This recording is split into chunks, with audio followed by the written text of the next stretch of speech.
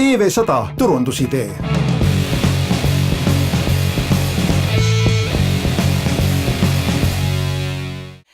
Ja nüüd lähme edasi ja meie järgmine rubriik on turundusidee ja seda turundusideed, seda saateosa me teeme koos EV100-ga, Eesti Vabariik 100. sünnipäevaga ja kus me siis igal nädalal tutvustame ühte üritust või projekti ja arutame koos saatekülalistega, kuidas sellest üritusest saaksid siis ettevõtjad või erinevad organisatsioonid kasu ja kuidas nad saaksid koostööd teha.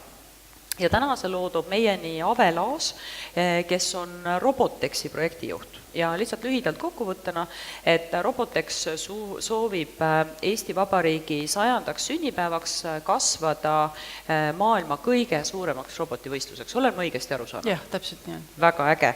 Kui kaugel te praegu olete sellest eesmärgist ja kui kaugel te projektiga olete?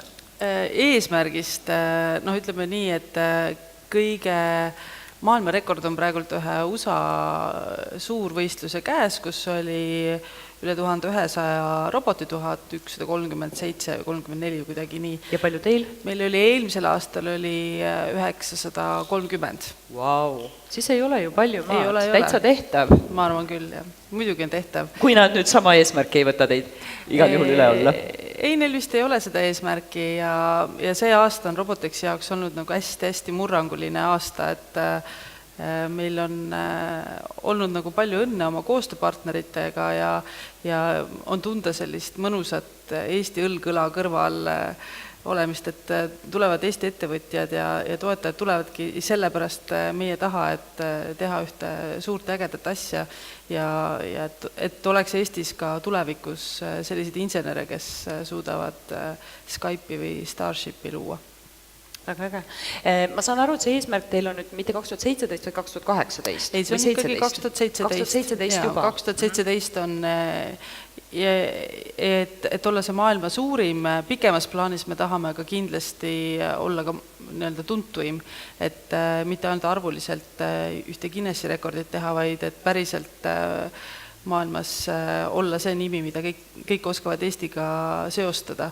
Ja see on see, mida me ka täna oleme eesmärgiks võtnud, et meil on üks väga äge noor startupper, kes tuli hoopis meie ridades, sättis oma startupid, kus see teine ja läks praegu ümber maailma reisile, et ta käib riigist riiki erinevatel robootikaüritustel, festivalidel, konverentsidel ja kaasab sealt maailma tippusid ja välisvõistlejaid siia Eestisse, et seda taset tõsta ja seeläbi ka seda tuntust tõsta.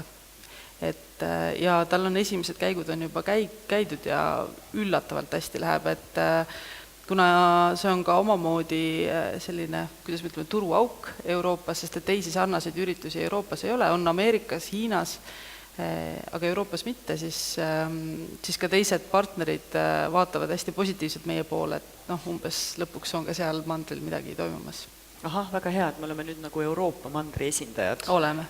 Järsku. Ja veel nii lahedas valdkonnas, et see innovatsioon ja tõesti need noored helged pead on seal nii-öelda peidus, et see on hea, millega selline lipulaev olla. Kui suure tõenäosusega need hiinlased siis oma robotitega kohale tulevad? Nad juba tulevad. Juba tulevad? Ja me juba kirjutame neile kutseid ja nad ise pöörduvad ja juba tulevad, et hiinlastega ei ole probleemi. Ahah, okei. Ja tegelikult ei ole üldse eurooplastega, et see ongi vaja ainult see sõnum nendeni viia ja see ongi praegusel hetkel olnud nagu kõige suurem selline probleem, et kuidas üle maailma siis tegelikult seda turundust teha, nii et igaüks saaks teada, et seal on üks äge võistlus või lausa festival, millest siis osa võtta. Kus maal te praegu oma korraldamisega olete? Registreerimine käib või on lõppenud? Meil käib eelregistreerimine, ehk siis inimesed, juhendajad, osalejad, kes on huvitatud mingistki informatsioonist Robotexi kohta tulevikus saada, nad saavad oma andmed kirja panna ja anda meile märku, et jah, nad on huvitatud osalemisest ja sügisest läheb nii-öelda päris registreerimine siis juba lahti. Sandri ümbermaailma reisist ma juba rääkisin, meil on asukoha muutus tuleb, et me kolime TTÜ spordijoonest ära, mis on jäänud hirmus kitsaks Robotexile ja tõenäoliselt kolime ära Piritale, kus on ruumi rohkem ja saab kvaliteetsemat üritust pakkuda. Ja siis see taseme tõstmine kindlasti, et jah, juba on meil päris palju just välisosalejaid, kellega me oleme tegelenud hetkel, et neile infot piisavalt jagada, et mis võistlused, meil on üle 20 võistluse erinevad, millest nad siis osa võtta saavad ja ette valmistada saavad. Ja ma saan aru, et need robotid, mida me siin pildi peal näeme või siin selja taga, et need ongi need, mida te loete kokku selleks, et öelda, et saada maailma kõige suuremaks või mida te siis päris täpselt seal kokku loete? Ei.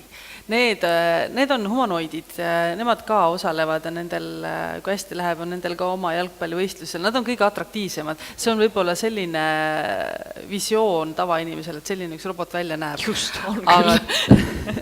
Aga tegelikult, kes on vähegi näinud näiteks Lego roboteid, laste robootikaringid on hirmus populaarsed, et nad on ikkagi pigem selline ütleme legodest mass, mis siis võistlema hakkab, või robot-tolmuimejad on ka selline, mis tavainimesele on selline tuttav robot, et ka need samad just kui robot-tolmuimejad ehk siis AI-robotid pannakse sumoringi ja nad seal hakkavad üksteist välja togima. Need on hästi erinevaid, meil on veerobotid, droonid lähevad ka kindlasti robotite alla, veerobotid, kes siis peavad mingi vahemaa vees suutma ära sõita. Need robot on väga lai mõiste. Väga äge. Ehk siis osalejaid te juba saate. Kus teil see väljakutse koht on? Kus te tahate, et ettevõtted või organisatsioonid teid toetaksid? Meil on olemas tehnoloogia näitus, kuhu me sooviksime kindlasti, et iga Eesti ettevõte, kes peidab endas mõnda ägedat innovaatilist tehnoloogilist lahendust, võiks seal ennast näidata, sest et seesama, et kui me ootame nii palju välisosalejaid, siis tegelikult tahaks nendel välisosalejatele näidata ka seda, mida ägedat me siin teeme.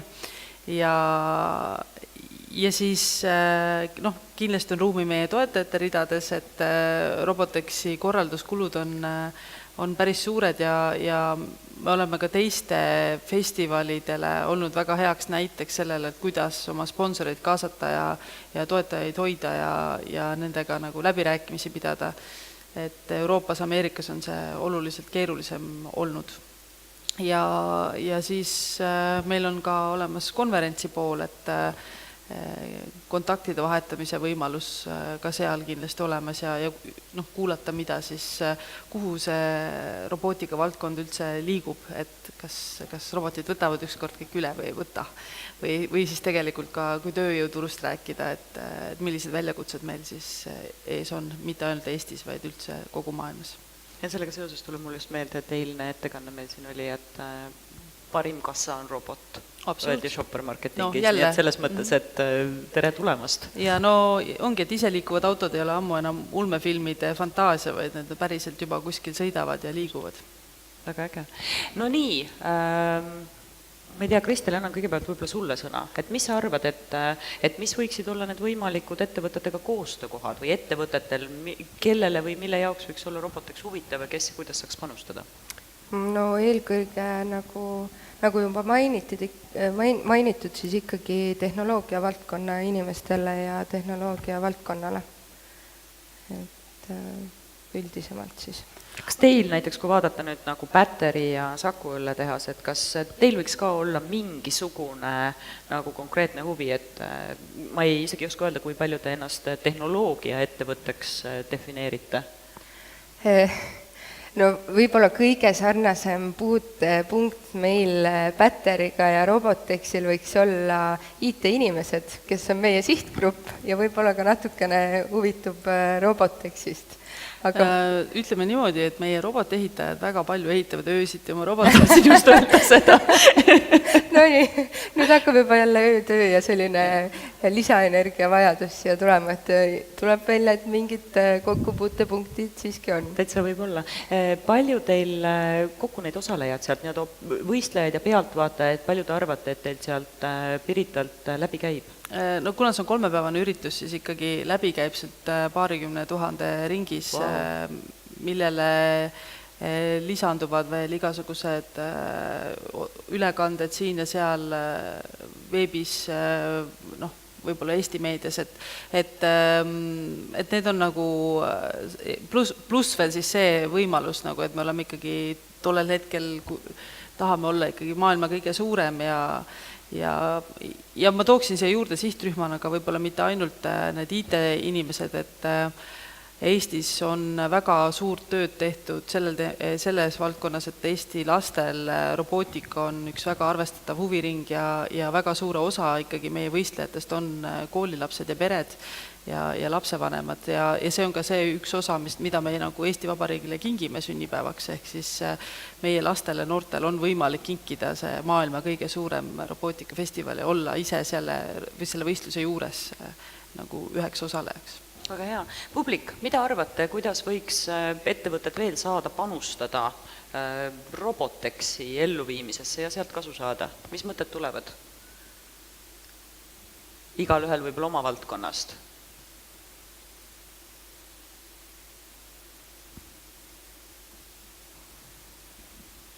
Mina lihtsalt kommenteeriks seda, et kui te ootate sinna neid lastega peresid ja nii edasi, et siis tegelikult kindlasti on ettevõtted, kes siis peavad seal kohal olema, et siis ka nendele seal terve päeva jooksul midagi pakkuda, eks. Et on see siis söök, jook ja nii edasi, et kindlasti neid koostööpartnerid ja selliseid ettevõtteid, kes tahaksid just siis sinna sellest nagu osa saada ja sellega ennast siis nagu pildil hoida, et kindlasti on neid, kes siis võiksid praegu ennast nimekirja panna ja järjekorda võtta, et kes siis esimesena sinna saab tulla, et sellest ägedastest nagu osa võtta. Ja kindlasti, sest tegelikult need eriti just väga väikesed lapsed, meil on ka lasteaialapsi, algkoolilapsi, need lisandusid meil eelmisel aastal, et see on üritus, mis on tudengite üritusest välja kasvanud selliseks kogupere ürituseks, et see tudengite osa jääb ja on üks olulisemaid, aga väga hea tähelepanek on tõesti see, et need lapsed vajavad nagu teistmoodi tähelepanu ja nad ei jaksa seal pikalt oodata niisama, et nad tahavad, et nendel oleks tore ja saaks võib-olla head paremat seal ka tõesti süüa-juuast. Nii, aga seal on mikrofon juba, jätkame. Ja lihtsalt mõte, idee, et ma tean, et väga palju koolid ja lastajad tegelikult osalevad juba sellistes hangetel, kus robootika on nagu väga teemas, et ka neid nagu kuidagi kaasata ja ma tean ka, et mänguasjafirmad on üha rohkem minemas sinna suunda, et robootikat nagu endale võtta valikusse, et need kaks kokku tuua, mänguasjafirmad on kindlasti nõus maksma ja miks mitte siis koolid ja lastajad siis selle publikumiks tuua kuidagi. Ja see pool ka kindlasti on meil töös, et minu visioon on, et seesama Eesti väiksus, siin ei saa keegi kellegagi konkureerida, et me kindlasti peame pigem panema nagu õlad kokku ja koolide just robootikaringide juhid, et nad on väga tublid ja tegusad ja me oleme juba nendelt ka seda tagasisidet korjanud, et mida nemad siis ootavad, et kuidas nendel oleks hea olla ja tulla sinna. Väga hea, veel mõtteid?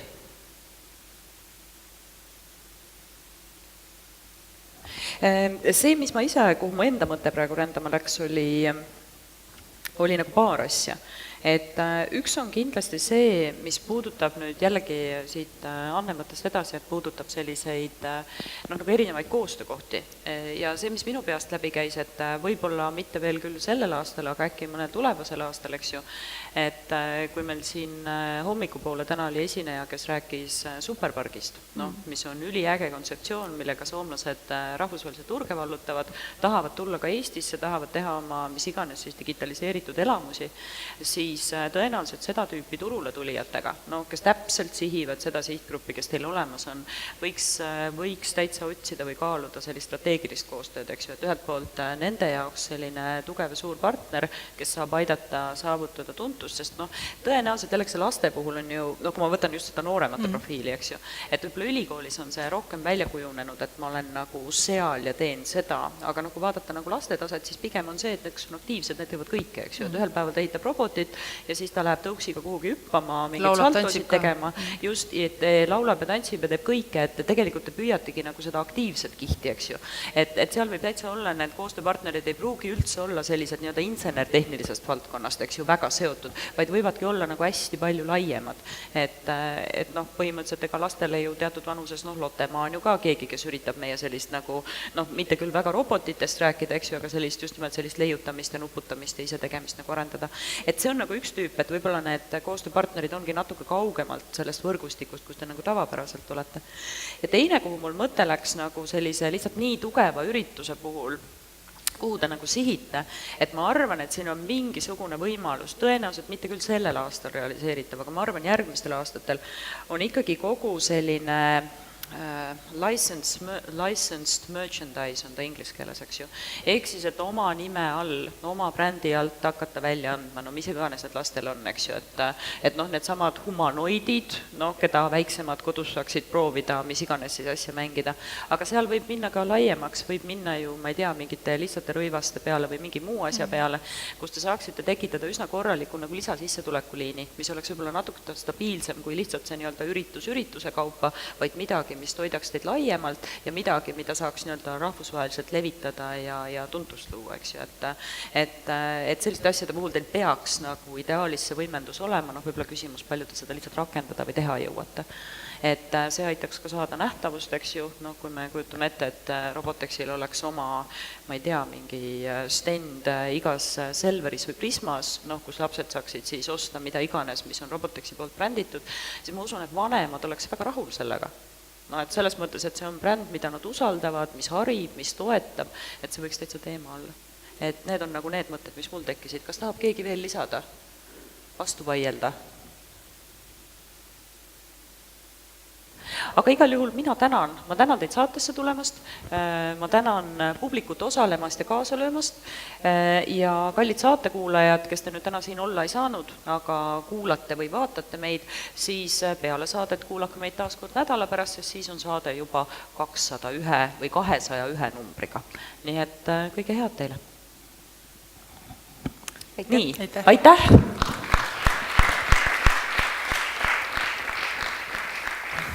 Sulle meeldis Turundusraadio? Telli endale meeldetuletus järgmiste saadete kohta Marketingi Instituudi kodulehelt.